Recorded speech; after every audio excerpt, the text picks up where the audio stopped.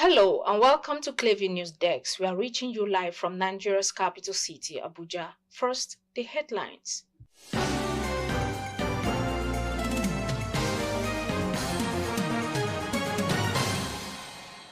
Endless controversy as Peter Edu is accused of approving funds for a ticket amounting to over 72 million naira to Kogi, a state without airport.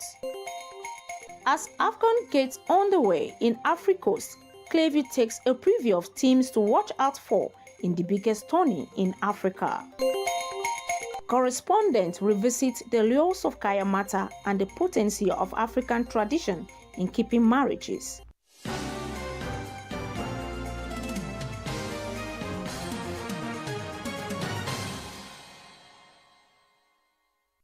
I am Imefonokun with this and more. The suspended Nigeria's Minister of Humanitarian Affairs and Poverty Alleviation, Peter Edu, appears to be the most popular public office holder in the Tinubu's administration, but not for pleasant reasons.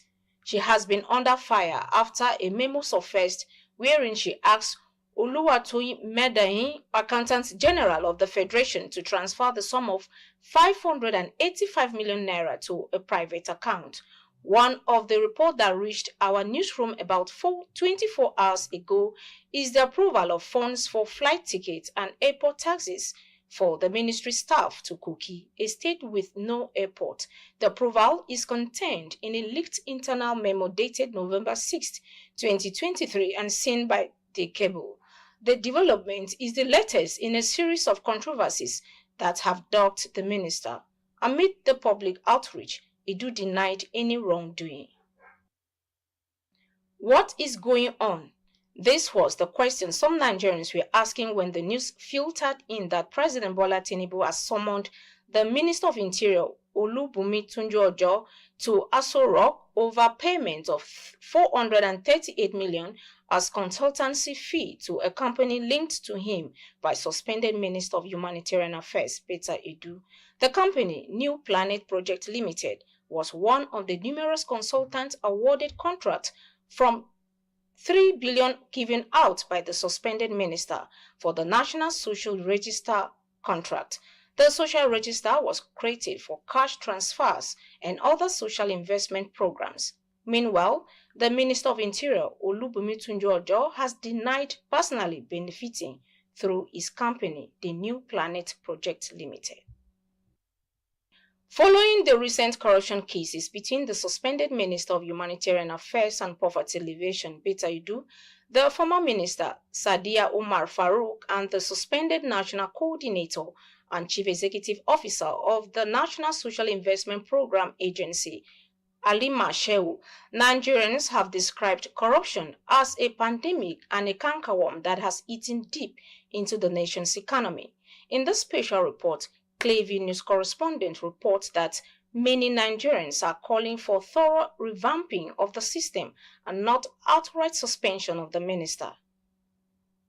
According to statistics, between 2014 to 2023, Nigeria ranked 149 out of 180 countries in Transparency International list of corrupt countries. It also had a corruption perception index score of 25 in the same year, dropping from 29 in 2019. Nigerians, in their reactions to the recent corruption saga between the suspended Minister of Humanitarian Affairs and Poverty Alleviation, Peter Edu, the former Minister, Sadiya Umar Farouk, and the suspended National Coordinator and Chief Executive Officer of National Social Investment Program Agency, Halima Shehu, said corruption is not gender-based and should be fought holistically.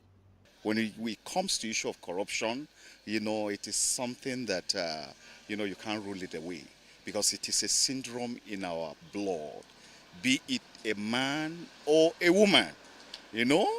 Once they get to the peak, they begin to do what?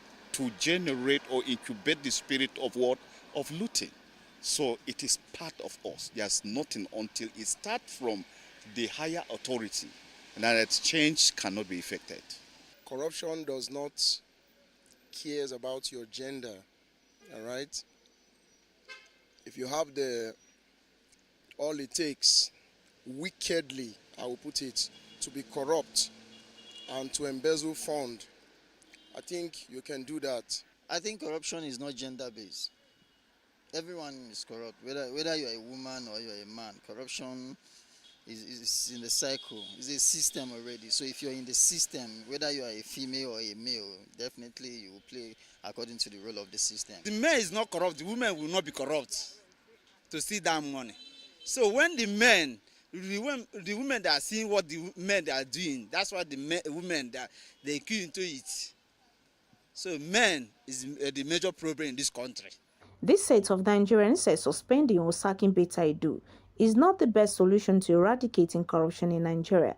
They came up with a self-styled approach in addressing the menace. Yeah, I think it's becoming part of our system. You see some people being treated as sacred cows, in this part of the world. In a sound society, it's not obtainable. Such is not obtainable. So she has to resign and face the consequence, so that it will serve as a deterrent to others.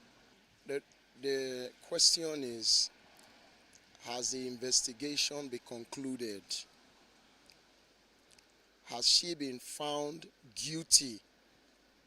You see, Nigerians, the government should not just play on our intelligence.